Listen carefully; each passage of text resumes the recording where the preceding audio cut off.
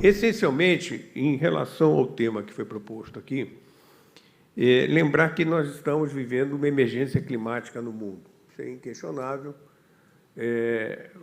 Os dados e os fenômenos naturais que vêm acontecendo, desde inundações até incêndios, migrações de pessoas, enfim, tudo, em geral, causado pelas questões climáticas, e a energia é considerada, em boa parte com razão, como grande vilão desse processo. Ocorre que no Brasil, o Brasil tem uma singularidade, e nessa questão da diversidade, onde a gente sempre cresce na diversidade, quando a gente está falando de infraestrutura, o Brasil tem uma singularidade que o diferencia dos outros países e o que faz com que nós tenhamos que tomar cuidado na questão de um certo mimetismo em termos de tomadas de decisão. O Furlan mencionou ontem, na questão da nossa matriz energética, no mundo, 75% das causas de impactos climáticos vêm do setor de energia e 25% do resto, principalmente o uso da terra, agricultura. O Brasil é exatamente o contrário. 3/4 do problema hoje que nós temos em termos de emissões vem da questão de uso da terra, desmatamento, agropecuária, e apenas 25% do resto, que não são só energia, tem o setor industrial, sendo que a nossa matriz elétrica ela é 90% renovável. No mundo, esse número não chega a 40%. Aliás, é uma meta nós já temos hoje. No Brasil, a meta que para os países desenvolvidos centrais nós temos já o que é a meta de 2050, nós já temos no Brasil.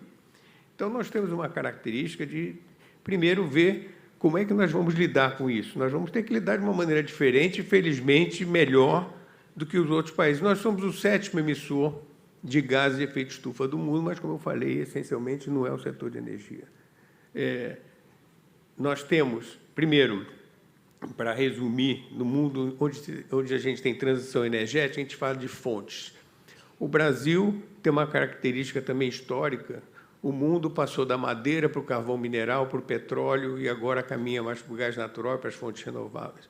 O Brasil pulou a revolução industrial do carvão mineral, foi direto para o petróleo. E hoje o Brasil tem uma matriz energética, vamos chamar hoje, mais ou menos grosseiramente, nós temos uma capacidade instalada de quase 190 gigawatts instalados no Brasil. Hoje, solar e eólica, e crescendo, já passam de 40%, de 40 gigawatts, ou seja, nós temos aí em 200, praticamente já quase 50 são de fontes renováveis diretamente. Nós temos os biocombustíveis, que nós vamos ter aqui uma apresentação específica sobre isso, que é um caso único no Brasil, o que nos leva, por exemplo, a levar em consideração na questão da mobilidade, e aí eu entro, talvez, no que eu gostaria de falar mais, é que a nossa transição energética ela não é necessariamente mais nas fontes de energia. O Júlio falou da questão do nuclear, com razão, que a energia mais eficiente é a eficiência energética. A energia mais eficiente é aquela que a gente não precisa usar. A única energia efetivamente limpa que nós temos é aquela que produz o mesmo serviço, produz o mesmo valor, sem que ela precise ser utilizada. Esse é o grande foco que nós temos condições de fazer. E essa transição energética passa pelas cidades. Não se discute muito no mundo, porque o problema vem na origem, o que não é o caso do Brasil. O Brasil tem o caso, a sua situação bastante resolvida. A grande questão está nas cidades. Hoje, com a tecnologia, o Júlio também falou na digitalização, o Cotunho, que toca a Enel aqui no Brasil, é uma das principais distribuidoras de energia no Brasil. A Enel, salvo engano, é a maior produtora mundial de energia renovável. A grande questão hoje é que o consumidor, o tradicional consumidor, também está virando produtor. Nós temos hoje, nas cidades, a grande chance da gente fazer a grande transição energética. Eu vou dar 2 exemplos, essencialmente. O primeiro, Minha Casa Minha Vida. O poder de compra do governo. Por que no Minha Casa Minha Vida nós já não incorporamos questões específicas na questão de conservação e eficiência de energia. Júlio, isso é uma sugestão que, como parlamentar, você poderia abraçar também. O poder de compra do governo. O Brasil é recordista mundial de desperdício, por exemplo, em entulhos, por exemplo. O alumínio que você põe numa janela, 1/3 do alumínio que a gente consome é energia elétrica. Se nós tivéssemos uma padronização para a quantidade de casas que serão construídas, o vidro, a madeira, enfim, nós temos um caminho enorme. Outra coisa que está sendo discutida agora, nesse instante, aqui na cidade do Rio de Janeiro e em São Paulo também, é a questão do plano diretor. Os planos diretores discutem ocupação, se pode ter garagem, se não pode ter garagem, gabarito, mas ninguém fala da questão do uso de energia. O impacto e o espaço para que as cidades possam ser os grandes protagonistas dessa transição energética no Brasil, e eu volto a insistir, um caso único no mundo, eu acho que é espetacular. E, por fim, a questão do automóvel. Sem desmerecer o carro elétrico, nenhum lugar do mundo tem um carro flex.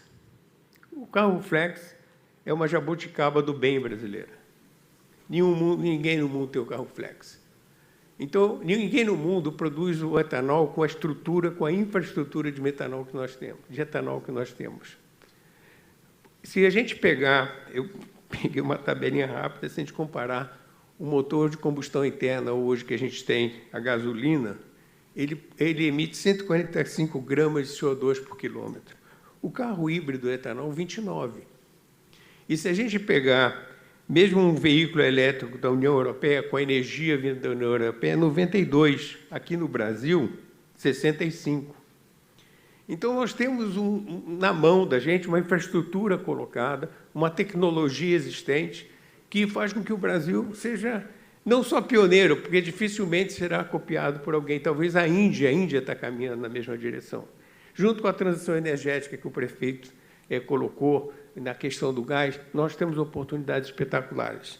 E dentro do meu tempo, que já está estourando aqui, eu só queria lembrar uma coisa. Hoje, o grande desafio do mundo é partir de 51 bilhões de toneladas por ano de CO2 para 10 a 12, para a gente evitar um estrago maior.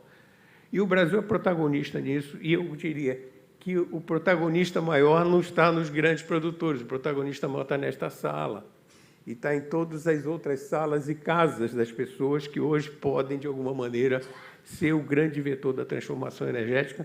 E, voltando ao tema aqui, a questão da infraestrutura, como última questão, se a gente pegar, por exemplo, o IRA, que é o Inflation Reduction Act americano, ele é essencialmente calcado na questão do retrofit da infraestrutura americana para uma infraestrutura verde, com uma criação enorme de empregos e com impactos espetaculares. Nesse ponto, o Brasil poderia copiar alguma coisa, mas com todas as bases que a gente já tem aqui. Muito obrigado.